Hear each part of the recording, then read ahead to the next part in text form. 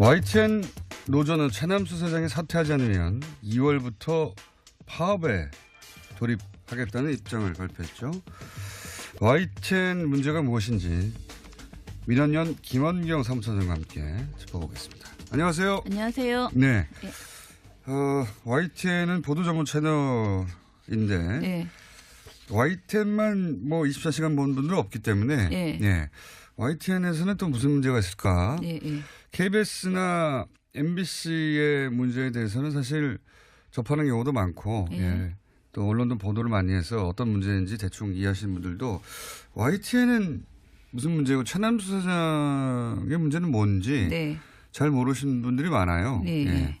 근데 저는 오늘 최남수 사장 개인의 문제는 이야기하지 않으려고 하고요. 네. 왜냐하면 국민 입장에서는 최남수 사장의 뭐 발언이나 여러 가지 행적들의 부적절성, 그다음에 지금 노조와의 갈등 이런 모든 것들이 굉장히 먼 일이라고 저는 생각을 하고요. 그렇죠. 예, 오히려 그냥 YTN이라는 방송사가 준 공영 방송이라고 우리가 말하는데 이 방송사가 하루 종일 보도를 하는데 그 보도가 국민에게 적절한 보도를 내놓고 있는가, 좋은 방송사인가, 이게 가장 큰 관심사라고 생각해요. 핵심입니다. 네, 예. 그래서 오늘은 날카로웠어요.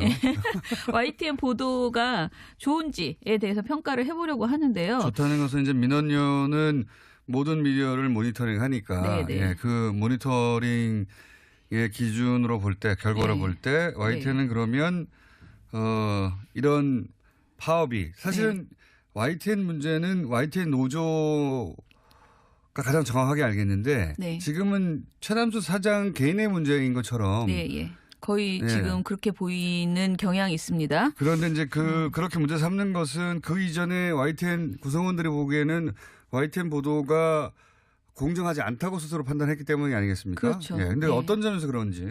일단 저희가 그러니까 6개월 정도 YTN과 연합뉴스 TV의 저녁 종합 뉴스를 지상파 3사와 종편 4사 저녁 종합 뉴스랑 같이 비교해서 보고서를 내본 적이 있어요. 네. 6개월 정도 했는데 이때 당시 내린 결론이 종편이나 MBC에 비해서 이건 MBC. 예전 MBC 과거의 MBC 요. 에 비해서는 그래도 YTN이 기계적 균형을 지키더라. 그리고 아주 심각한 문제 보도는 별로 없더라라는 것이었어요. 그래서 저희가 노력 대비 너무 본전 뽑기가 어려운 것이 YTN 그렇군요. 네, 감시였어요. 종편은 사실은 뭐 하루에 금강이죠, 한 건, 금강. 하루에 한 건 이상은 문제를 네. 터뜨리는데 네. YTN은 그렇게 종편처럼 극단적으로 편향된 네. 문제점을 찾기는 예, 그렇게 노골적인 보도는 별로 없었어요. 그렇게까지 노골적이지는 예. 않았다. 근데 이제 그렇게까지 노골적이지 않은 게 더 무서울 수도 있습니다. 맞습니다. 그게 네. 문제인데요. 이게 그리고 국민에게 많이 인식돼 있는 게 YTN은 그래도 공정하다라는 생각이 좀 네. 있거든요. 스트레이트하다 뭐 이런 거죠. 네, 그렇죠. 그런데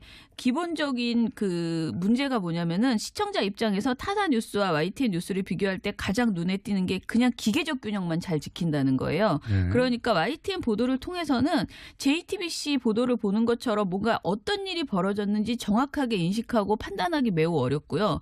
그냥 말씀하신 것처럼 스트레이트 보도를 통해서 딱 반반의 의견, 계속 여러 가지 사안에 대한 반반의 이야기들만 전해주고 있다라는 것이고, 뉴스가 정말 해야 되는 의제 설정 기능이나 철학, 무엇을 전하겠다라는 생각이 거의 없는 거예요. 그래서 무색무미, 무취한 보도다. 저는 그것이 YTN의 보도 철학일 수도 있어요. 네네. 보도 철학일 수도 있는데 저는 모니터링을 뉴스를 이제 거의 매일 하게 되니까. 네. 근데 YTN을 보면서 제가 느낀 가장 근본적인 문제점은 뭐냐면 의제 설정입니다. 네. 어떤 뉴스를 어떤 각도에서 보도하기로 결정하고 뉴스를 다루느냐. 네. 그 의제 설정을 어떻게 하느냐. 그 다음이 양쪽을 다 같이 보도하느냐. 네. 양쪽 뭐 여야든 그렇죠. 진보 보수든 그 다음에 나오는 건데 이 의제 설정이 기본적으로 틀어져 있죠. 보수가 설정한 의제를 뉴스에 꼭지로 담는 경우가 그렇죠. 거의 대부분입니다. 예. 최근 사례를 제가 하나 그래서 가지고 왔는데요. 이것부터가 저는 틀어져 있다고 네. 생각하거든요. 저는 제가 가지고 온 그 이야기가 단적으로 지금 현재 YTN의 현실을 보여주는 거라는 생각이 드는데요. 제가 말씀드릴 거는 1월 18일 YTN 뉴스통에서 나오는 하나의 인트로 그 영상이었어요. 1분 정도 되는 영상인데요. 이게 언제 나온 거냐면 MB 수사가 MB 수사에 대해서 본인이 이제 이거는 정치 보복이다라고 이명박 전 주장했죠. 대통령이 네. 이 수사는 정치 보복이라고 했을 때. 네네. 그때 당시에 나온 보도예요. 그런데 처음에 보도가 시작이 되면은 이게 이제 그 MB 관련된 보도 앞에 붙는 인트로 영상이거든요. 근데 2009년 고 노무현 전 대통령 연결식을 보여줍니다. 그리고 거기서 이제 백원우 민주당 의원이 어디서 분양을 해 하면서 격렬히 이제 항의하다 끌려나가는 상황을 보여주고요. 그리고 이제 MB 측이 그 사과하는 장면을 인사를 하는 목례를 하는 장면이 보이는데 여기서 사과하라는 시민들의 외침과 유가족 노건호 씨에게 목례를 하는 이명박 전 대통령 부부에게 노건호 씨가 고개를 숙이지 않는 모습을 보여주면서 자막이 이렇게 나와요. 상주는 고개를 숙이지 않았다. 그리고 이런 영상이 이제 그 영상의 절반이고요. 나머지는 MB 수사 내용을 쭉쭉쭉 자막으로 쳐준 다음에 마지막에 뭐라고 나오냐면 자막이 노무현 전 대통령 죽음에 대한 정치 보복. 이렇게 자막을 써줍니다. 거꾸로 돌아간 역사의 수레바퀴, MB 조여오는 검찰 수사라는 자막도 씁니다. 한마디로 이 영상을 보면은요, 이 모든 것이 정치 보복이다. 이 얘기를 영상 하나에 1분짜리 영상에 엄청 잘 담았거든요. 그러니까 이런 거죠. 이명박 전 대통령을 수사하는 것은 노무현 대통령의 죽음 때문이다를 그렇죠. YTN이 본인들의 아나운서의 입으로 주장하지는 않는데 이 프레임은 기본적으로 보수 정당의 주장이거든요. 그렇죠. 예, 보수 정당이 딱 요 프레임으로 말하고 있는데 요 영상을 논평 없이 보여주는 거죠. 이 영상을 관련 보도 앞에 붙여버리기 때문에 뒤에 이어지는 보도는 아무 의미가 없어지는 그래서 저는 거예요. 이게 그냥 프레임이 딱 그렇게 짜져버린 거죠. 실제 이명박 전 대통령을 조인 것은 이명박 전 대통령의 측근들이에요. 네. 실제로는. 그렇죠. 측근들인데 요렇게 제가 아까 말씀드린 의제 설정부터 보수 편향이다. 네. 의제 설정을 그렇게 해놓고 네. 그 안에서 이제 이쪽 목소리와 저쪽 목소리를 기계적으로 담는데 네. 지금 이런 의제 설정을 해놓고 이미 인상을 그렇게 받은 이후에 양쪽의 주장을 들으니까 네. 여론조사할 때 만약 이렇게 하면 한쪽으로 확 쏠리거든요. 그렇죠. 그런 식의 의제 설정을 틀어놓는 경우가 가장 큰 문제다. 네. 저는 그렇게 게다가 아까 그 제가 말씀드린 그 영상을 보여준 다음에 두 꼭지의 보도를 전하는데 그게 하나는 청와대 입장, 하나는 MB 측 입장 이렇게 전해주고 끝내요. 그런데 문제는 이날 뉴스통 전체 방송에서 진짜 이명박 그 전 대통령 비리가 무엇인지 그날 어떤 것들이 그러니까 있었는지 이런 내용을 보도를 하지 않는 그러니까 거예요. 이게 뭐 140억의 정체는 무엇인지 그럼 한번 따져보자. 그렇죠. 이렇게 들어간다든가 네. 그게 아니고 이렇게 이제 연결식 장면을 보여주고 이명박 전 대통령이 정치 보복이라고 한 다음에 양쪽이 보복이다 아니다. 그렇죠. 그러면 기계적 균형은 지켜진 것 같거든요. 네. 하지만 맨 앞에 의제 설정 프레임은 틀어져 있는 거예요. 네. 그러니까 사태 본질을 전달 안 하고 그냥 끝나버리기 때문에 전 이건 명백한 그 편파적인 보도다. 이건 균형을 맞춘 것이 아니다라고 이야기할 수밖에 없다. 그게 이제 프레임부터 출발이 그렇게 되어 있다는 게 저는 큰 문제. 이것뿐만 아니에요. 사실 예, 맞아요. 거의 대부분이 이런 대부분이 식입니다. 이렇게 네. 의제 설정을 그렇게 한 다음에 그 안에서 양쪽의 균형을 지켰다고 자기들은 네. 빠져나갈 구멍을 만들지만 네. 이런 보도가 뭐 남북 문제에 있어서 그렇습니다. 네. 남북 문제에 있어서 그렇고 이렇게 정치적으로 갈리는 문제 또는 뭐 최근에 여러 가지 화제 나면은 의제 설정을 일단 보수가 설정하고 공격하는 포인트로 딱 잡아요. 네, 맞아요. 그 안에서 어떻게 싸우냐를 보여주는 예. 의제 설정 기능을 가졌다는 게 중요한 거죠. 네. 프레임이 아무튼 왜곡된 상태에서 기계적 균형만 맞춰버리니까 본질이 하나도 전달이 안 되는 거예요. 그 사안의 중요성이. 예. 네. 그 다음에 그 안에서의 양쪽의 주장을 전달하는 건 합니다. YTN은. 네. 맞아요. 그래서 종편보다는 네. 낫다라고 이제 표현하신 거죠.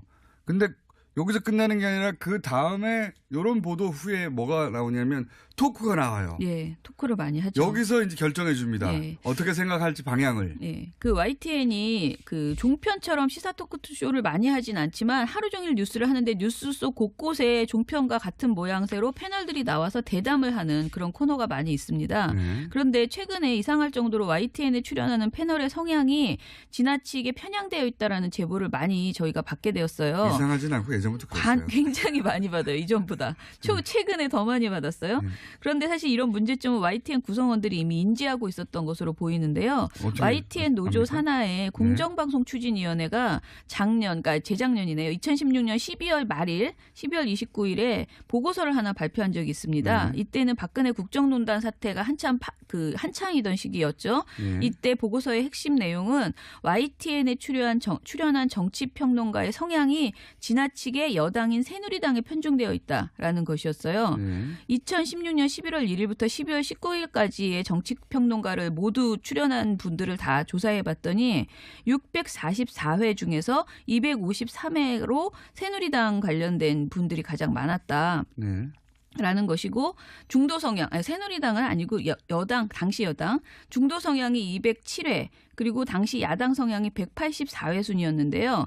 이게 보면 야당 성향이 지금 민주당 성향인 거죠. 네네, 그렇죠. YTN 노조가 말하는 것은 이런 거예요. 그러니까 야당 성향 평론가의 출연 횟수가 여당 성향 평론가의 70% 수준에 머문다. 이것은 지나치다. 단순한 허용 오차라고 받아들이기 어렵다라는 것이거든요. 심지어 현직 국회의원이 출연하는 경우를 보면 새누리당 의원 출연한 것이 12번인데 그 같은 시기에 더불어민주당과 국민의당 의원 출연 횟수는 8번이었다고 합니다. 그리고 더불어민주당의 주류로 볼 수 있는 인물은 단 2번밖에 나오지 않았다고 합니다.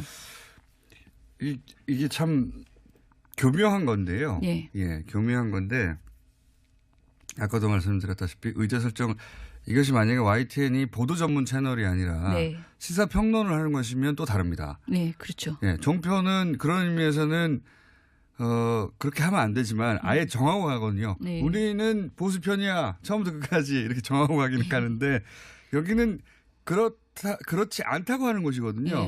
그렇지 않다고 하는 종편이야 조선일보나 동아일보의 채널이고 그래서 감안하고 보는 점이 없잖아 있어요. 근데 이 YTN은 분명히 기계적으로 최소한 공정하다는 인식을 가지고 있거든요. 국민들이. 그렇게 인식하는 가운데 의제 설정을 그렇게 한 다음에 뉴스는 조금 전에 말씀드렸다시피 의제 설정 안에서 틀어놓고 그런 다음에 이제 이어지는 토크에서 이렇게 한쪽이 몰리는 패널들이 나오니까 전체적으로 뉴스를 보고 있으면 보수 정당이 주장한 게 맞구나 하고 인식하게 되죠. 그런데 심지어는요. 최근에 종편은 눈치를 굉장히 많이 보잖아요. 재승인 이후에 위축돼 있거든요. 그래서 종편은 오히려 패널이 덜 편향적이에요. 저희가 보기에. 그런데 YTN은 최근 거를 사례를 보니까 저희가 올해 1월 2일부터 7일까지 일주일간 YTN에 가장 주요한 그 저녁 프로그램이 있어요. 뉴스나이트라고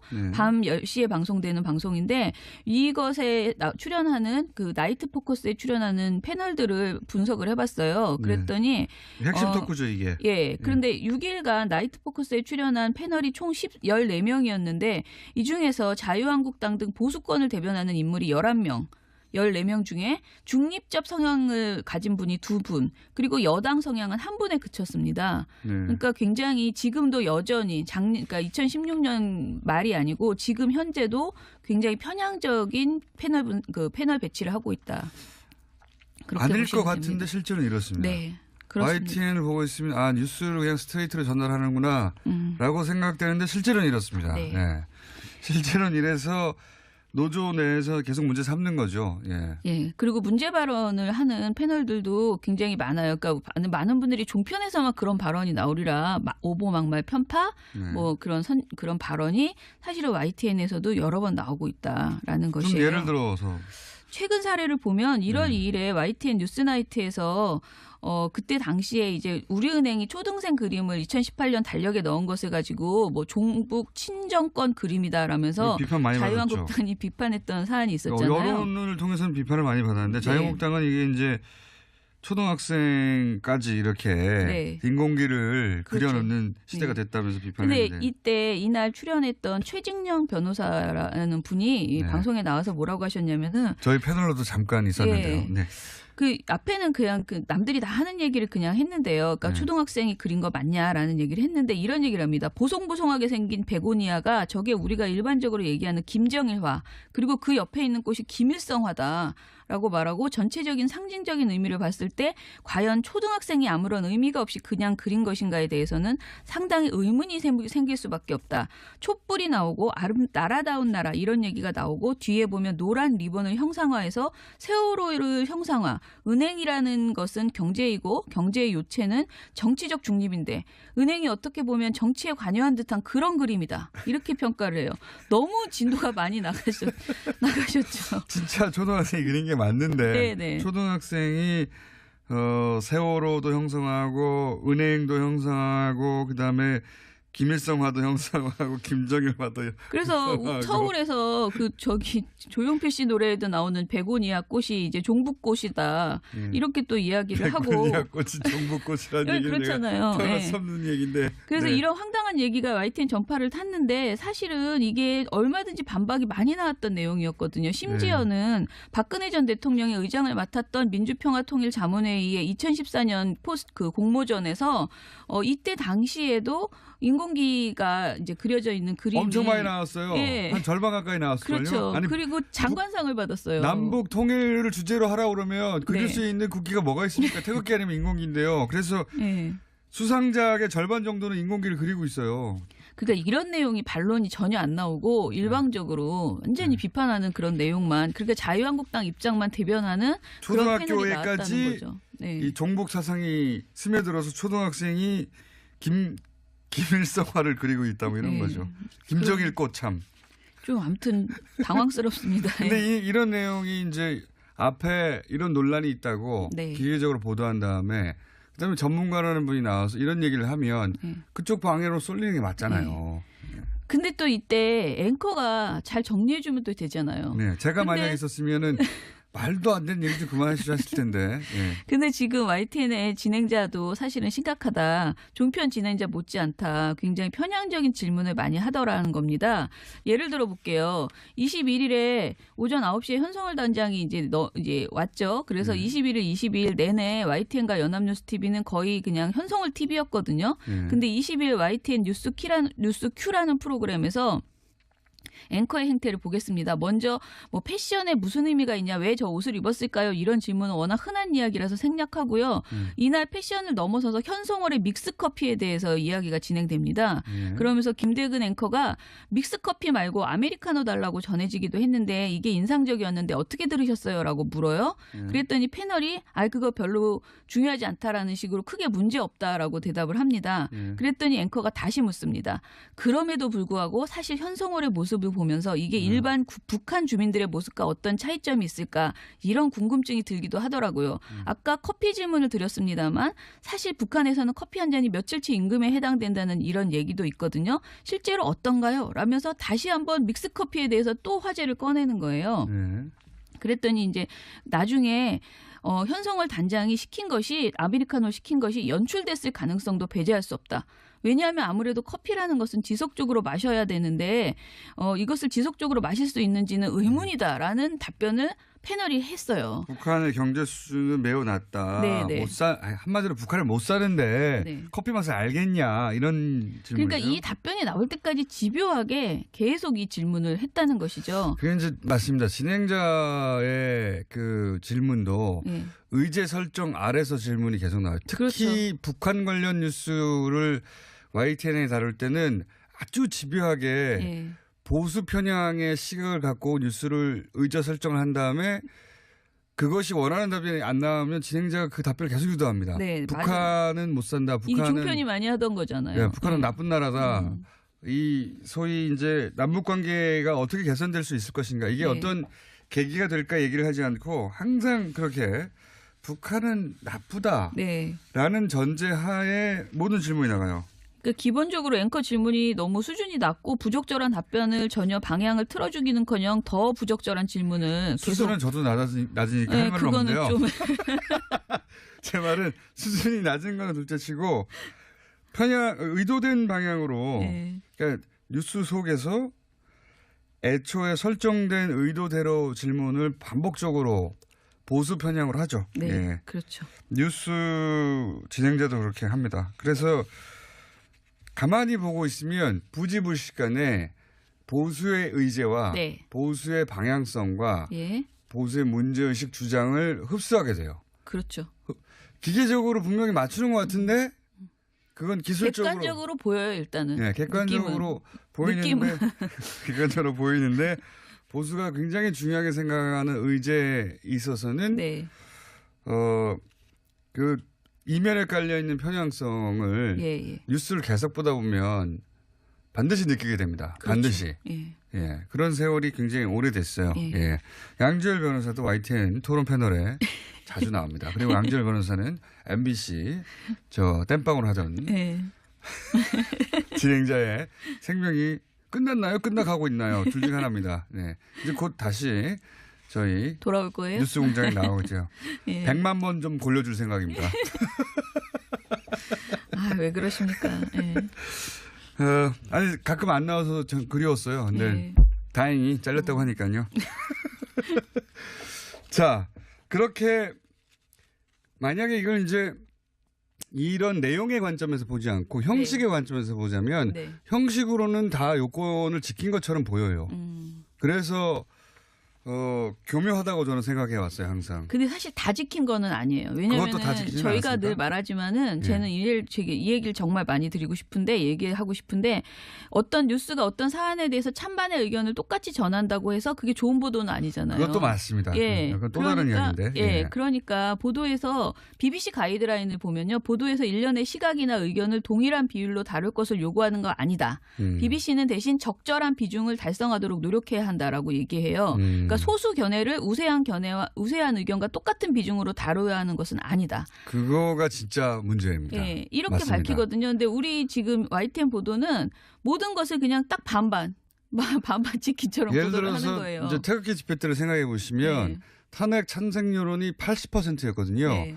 그때도 반반이라면 얼마나 문제가 있습니까? 그러니까 그거는 한마디로 국정농단을 어떻게 반반으로 밝혀낼 수가 있어요. 그러니까요. 다 모든 것이 반반으로는 못하는 실체적 진실을 찾아야 되는데 이 부분에 있어서 YTN이 그 노력이 거의 이제 안 되고 있다. 그냥 반반의 함정에 빠져버렸었다. 이 얘기를 드리고요. 저는 사실 YTN이 자신들이 가진 보도 철학에 의해서 항상 반반이라고 하면 네. 모든 걸 그렇게 반반으로 보도하는 것만으로도 그동안 지난 한 9년 10년간은 큰 문제가 있었기 때문에 네. 자기 역할을 하는 거라고 볼 수도 있는데 네. 그렇게 반반으로 보도하는 것 같지만 의제 설정부터 방향 유도는 보수로 흘러왔다는 거죠. 항상. 그렇죠. 이게 반반도 그건 맞아요. 아니에요. 지금은 이제 만약에 반반이면 괜찮냐. 반반도 문제라고 하시는 거고. 그죠? 예. 아예. 그렇죠. 양쪽 다 똑같이 반반을 하는 것도 문제라고 말씀하시는 건데 그것도 문제죠. 예. 그거는 이제 언론이 비겁하다. 이거는 국민 눈가기를 가리는 거예요. 그렇죠. 그 비겁하다. 반반. 예. 이쪽은 뭐 8대2 뭐 꼭 그 비중 그러니까 국민 여론이 80%가 이쪽을 지지한다. 네. 그러면 8대2의 비중을 따라서 보도해 드리지 않느냐. 이 얘기일 수도 있고 더 나아가서는 서로 정반대를 하더라도 때로는 네. 언론이 자기가 믿는 바에 따라 20%를 지지할 수도 있잖아요. 그렇죠. 예. 예. 뭐 그 말씀하신 건데 거기까지 가지도 않고 저는 예. 반반도 안 한다는 거죠. 속으로는 반반인 척한다. 이게 가장 큰 그러네. 예. 예. 맞습니다. 반반인 척한다. 이게 큰 문제라고 봅니다. 예. 이렇게 생각하시지 않는 분도 있겠죠. 근데 YTN 노조는 그렇게 생각하는 것 같아요. 예, 지금 YTN 노조는 자신들의 보도가 지금 문제라고 생각하고 이거를 해결하기 위해서는 적폐 YTN 안에 있던 오래된 네. 그 적폐 세력이 청산되어야 된다라고 생각해서 이제 새 사장에 대해서 기대감이 컸는데 지금 현재 새 사장이 오히려 적폐 세력들과 어떻게 보면 그분들을 이렇게 내보내지 않고 안고 가겠다라는 네. 태도를 지금 보이고 있는 이렇게 거잖아요. 되어 있는 YTN을 새로운 사장이 개편하거나 네. 또는 이런 문제의식을 가지고 바꾸는 게 아니라 예. 이렇게 되어왔던 그대로를 유지할 가능성이 높다 이렇게 본 거죠. 그렇죠. 아니 예. 실제로 그런 입장을 밝힌 거죠. YTN 구성원들은 일단은 노사 합의 파기 논란 그리고 이명박 정권의 찬양 논란 그러니까 최 사장이 그렇게 했었죠. 예전에 이명박 정권에 대해서 찬양했었고 그리고 또 트위터 성추행 그 글을 써서 논란이 됐죠. 이런 것들 때문에 사퇴를 요구하고 있지만은 사실은 이것이 이제 그 YTN의 현재 편파 왜곡 논란이 최 사장과 무관하지 않은 것이죠. 왜냐하면 최 사장은 지난 9년간 이뤄진 보도 파괴에 책임이 있는 보직 간부들의 인사 보류를 거부를 했어요. 그러니까 인사를 이런 구조를 만들어냈다고 이제 책임을 물을 만한 대상인 네. 그분들을 그냥 그대로 두겠다고 하는 그렇죠. 거죠. 예. 그리고 그러니까 이제 노조는 받아들일 수가 없는 거죠. 그리고 이제 YTN 노조가 강하게 이제 요구하는 뭐 혁신의 아이콘이라고 YTN 혁신의 아이콘이라고 보는 노정면 기자에 대해서 인신 공격을 퍼붓거나 뭐 보도국장 그 합의를 뭐 그 파기했거나 여러 가지 문제가 있었고요. 그래서 저는 YTN 정상화를 위해서는 일단 YTN 경영진 문제가 매듭이 지어져야 된다라는 생각을 하고요. 노조의 입장에 대해서 사실 저는 개인적으로는 굉장히 찬성합니다. 노조의 파업이 가기 전에 YTN 문제가 해결이 됐으면 좋겠다. 그렇게 생각합니다. 알겠습니다. 8대2에서 20%의 편을 들 수도 있어요. 네. 그 미디어사의 철학에 따라 혹은 보도 아니, 철학에 따라. 근데 가장 중요한 건요. 논쟁할 필요가 없고 그냥 실체적으로 그게 진실이면 진실을 보도해야 되는 거예요. 그러니까 의견이 8로 오히려 반대가 더 많아도 진실이 20이면 20을 보도해야 되는 거죠. 그게 맞죠. 네. 네, 그게 맞는데 그렇지 않다는 게 문제다. 그러면서도 보도 채널에 외양을 띠고 있어서 예. 이것이 객관적으로 보도된 것으로 사람들한테 인식되는 게 문제다 이런 그렇죠. 거죠. 예. 네. 아, 네. 그러니까 YTN 보도를 통해서는 JTBC 보도를 보는 것처럼 뭔가 어떤 일이 벌어졌는지 정확하게 인식하고 판단하기 매우 어렵고요. 그냥 말씀하신 것처럼 스트레이트 보도를 통해서 딱 반반의 의견, 계속 여러 가지 사안에 대한 반반의 이야기들만 전해주고 있다라는 것이고 뉴스가 정말 해야 되는 의제 설정 기능이나 철학 무엇을 전하겠다라는 생각이 거의 없는 거예요. 그래서 무색무미, 무취한 보도다.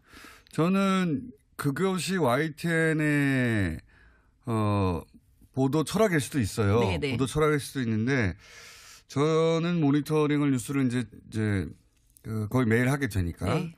근데 YTN을 보면서 제가 느낀 가장 근본적인 문제점은 뭐냐면 의제 설정입니다. 네. 어떤 뉴스를 어떤 각도에서 보도하기로 결정하고 뉴스를 다루느냐.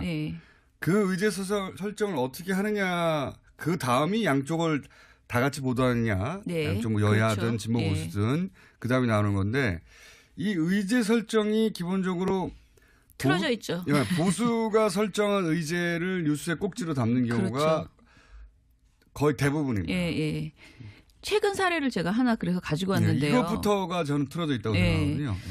저는 제가 가지고 온 그 이야기가 단적으로 지금 현재 YTN의 현실을 보여주는 거라는 생각이 드는데요. 제가 말씀드릴 거는 1월 18일 YTN 뉴스통에서 나오는 하나의 인트로 그 영상이었어요. 1분 정도 되는 영상인데요. 이게 언제 나온 거냐면 MB 수사에 대해서 본인이 이제 이거는 정치 보복이다라고 주장했죠. 이 수사는 정치 보복이라고 했을 때. 네. 그때 당시에 나온 보도예요. 그런데 처음에 보도가 시작이 되면은 이게 이제 그 MB 관련된 보도 앞에 붙는 인트로 영상이거든요. 근데 2009년 고 노무현 전 대통령 연결식을 보여줍니다. 그게 거기서 이제 백원우 민주당 의원이 어디서 분양을 해 하면서 격렬히 이제 항의하다 끌려나가는 상황을 보여주고요. 그리고 이제 MB 측이 그 사과하는 장면을 인사를 하는 목례를 하는 장면이 보이는데 여기서 사과하라는 시민들의 외침과 유가족 노건호 씨에게 목례를 하는 이명박 전 대통령 부부에게 노건호 씨가 고개를 숙이지 않는 모습을 보여주면서 자막이 이렇게 나와요. 상주는 고개를 숙이지 않았다. 그리고 이런 영상이 이제 그 영상의 절반이고요. 나머지는 MB 수사 내용을 쭉쭉쭉 자막으로 쳐준 다음에 마지막에 뭐라고 나오냐면 자막이 노무현 전 대통령 죽음에 대한 정치 보복 이렇게 자막을 써줍니다. 거꾸로 돌아간 역사의 수레바퀴 MB 조여오는 검찰 수사라는 자막도 씁니다. 한마디로 이 영상을 보면은요. 이 모든 것이 정치 보복이다. 이 얘기를 영상 하나에 1분짜리 영상에 엄청 잘 담았거든요. 그러니까 이런 거죠. 이명박 전 대통령을 수사하는 것은 노무현 대통령의 죽음 때문이다를 그렇죠.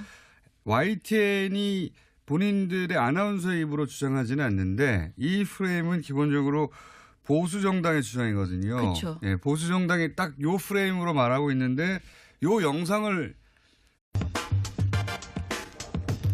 YTN 노조는 최남수 사장이 사퇴하지 않으면 2월부터 파업에 돌입하겠다는 입장을 발표했죠. YTN 문제가 무엇인지 민원연 김원경 사무처장과 함께 짚어보겠습니다. 안녕하세요. 안녕하세요. 네. 네. YTN은 보도 전문 채널인데 네. YTN만 뭐 24시간 보는 분들은 없기 때문에 네. 네. YTN에서는 또 무슨 문제가 있을까? 네. 네. KBS나 MBC의 문제에 대해서는 사실 접하는 경우도 많고 네. 예. 또 언론도 보도를 많이 해서 어떤 문제인지 대충 이해하시는 분들도 YTN은 무슨 문제고 최남수 사장의 문제는 뭔지 네. 잘 모르시는 분들이 많아요. 네. 예. 근데 저는 오늘 최남수 사장 개인의 문제는 이야기하지 않으려고 하고요. 네. 왜냐하면 국민 입장에서는 최남수 사장의 뭐 발언이나 여러 가지 행적들의 부적절성, 그다음에 지금 노조와의 갈등 이런 모든 것들이 굉장히 먼 일이라고 저는 생각을 하고요. 그렇죠. 예, 오히려 그냥 YTN이라는 방송사가 준 공영 방송이라고 우리가 말하는데 이 방송사가 하루 종일 보도를 하는데 그 보도가 국민에게 적절한 보도를 내놓고 있는가, 좋은 방송사인가 이게 가장 큰 관심사라고 생각해요. 핵심입니다. 네, 예. 그래서 오늘 날카로웠어요. YTN 보도가 좋은지에 대해서 평가를 해보려고 하는데요. 좋다는 것은 이제 민원연은 모든 미디어를 모니터링하니까 네, 네. 예, 그 모니터링의 기준으로 볼 때 결과로 네. 볼 때 YTN은 그러면 이런 논평 없이 보여주는 거죠. 이 영상을 관련 보도 앞에 붙여버리기 때문에 네. 뒤에 이어지는 보도는 아무 의미가 없어지는 그래서 저는 거예요. 이게 그냥 프레임이 딱 그렇게 짜져버린 거죠. 실제 이명박 전 대통령을 조인 것은 이명박 전 대통령의 측근들이에요. 네, 실제로는 그렇죠. 측근들인데 요렇게 제가 아까 말씀드린 의제 설정부터 보수 편향이다. 네, 의제 설정을 그렇게 해놓고 네, 그 안에서 이제 이쪽 목소리와 저쪽 목소리를 기회적으로 담는데 네. 지금 이런 의제 설정을 해놓고 이미 인상을 그렇게 받은 이후에 양쪽의 주장을 들으니까 네. 여론조사할 때 만약 이렇게 하면 한쪽으로 확 쏠리거든요. 그렇죠. 그런 식의 의제 설정을 틀어놓는 경우가 가장 큰 문제다. 네. 저는 그렇게 게다가 생각. 아까 그 제가 말씀드린 그 영상을 보여준 다음에 두 꼭지의 보도를 전하는데 그게 하나는 청와대 입장, 하나는 MB 측 입장 네. 이렇게 전해주고 끝내요. 그런데 문제는 이날 뉴스통 전체 방송에서 진짜 이명박 그 전 대통령 비리가 무엇인지 그날 어떤 것들이 그러니까 있었는지 이런 내용을 보도를 하지 않는 그러니까 거예요. 이게 뭐 140억의 정체는 무엇인지 그럼 한번 따져보자. 이렇게 그렇죠. 들어간다든가 네. 그게 아니고 이렇게 이제 연결식 장면을 보여주고 이명박 전 대통령이 정치 보복이라고 한 다음에 네. 양쪽이 보복이다 아니다. 그렇죠. 그러면 기계적 균형은 지켜진 네. 것 같거든요. 네. 하지만 맨 앞에 의제 설정 프레임은 틀어져 있는 거예요. 네. 그러니까 사태 본질을 전달 안 하고 그냥 끝나버리기 때문에 전 이건 명백한 그 편파적인 보도다. 이건 균형을 맞춘 것이 아니다라고 이야기할 수. 파업이 사실은 YTN 문제는 YTN 노조가 가장 정확하게 알겠는데 네. 지금은 최남수 사장 개인의 문제인 것처럼 네, 예. 거의 네. 지금 그렇게 보이는 경향이 있습니다. 그런데 이제 그렇게 문제 삼는 것은 그 이전에 YTN 구성원들이 보기에는 YTN 보도가 공정하지 않다고 스스로 판단했기 때문이 아니겠습니까? 그렇죠. 예. 근데 네. 어떤 점에서 그런지. 일단 저희가 그러니까 6개월 정도 YTN과 연합뉴스 TV의 저녁 종합뉴스를 지상파 3사와 종편 4사 저녁 종합뉴스랑 같이 비교해서 보고서를 내본 적이 있어요. 네. 6개월 정도 했는데 이때 당시 내린 결론이 종편이나 MBC에 비해서 이건 MBC. 예전 MBC 과거의 MBC요. 에 비해서는 그래도 YTN이 기계적 균형을 지키더라. 그리고 아주 심각한 문제 보도는 별로 없더라라는 것이었어요. 그래서 저희가 노력 대비 너무 본전 뽑기가 어려운 것이 YTN 아, 그렇군요. 네, 감시였어요. 종편은 사실은 뭐 하루에 금강이죠, 금강. 하루에 한 건 이상은 문제를 네. 터뜨리는데 네. YTN은 그렇게 종편처럼 극단적으로 편향된 네. 문제점을 찾기는 예, 그렇게 노골적인 보도는 별로 없었어요. 그렇게까지 노골적이지는 예. 않았다. 근데 이제 그렇게까지 노골적이지 않은 게 더 무서울 수도 있습니다. 맞습니다. 그게 네. 문제인데요. 이게 그리고 국민에게 많이 인식돼 있는 게 YTN은 그래도 공정하다라는 생각이 좀 네. 있거든요. 스트레이트하다 뭐 이런 거죠. 네, 그렇죠. 그런데 기본적인 그 문제가 뭐냐면은 시청자 입장에서 타사 뉴스와 YTN 뉴스를 비교할 때 가장 눈에 띄는 게 그냥 기계적 균형만 잘 지킨다는 거예요.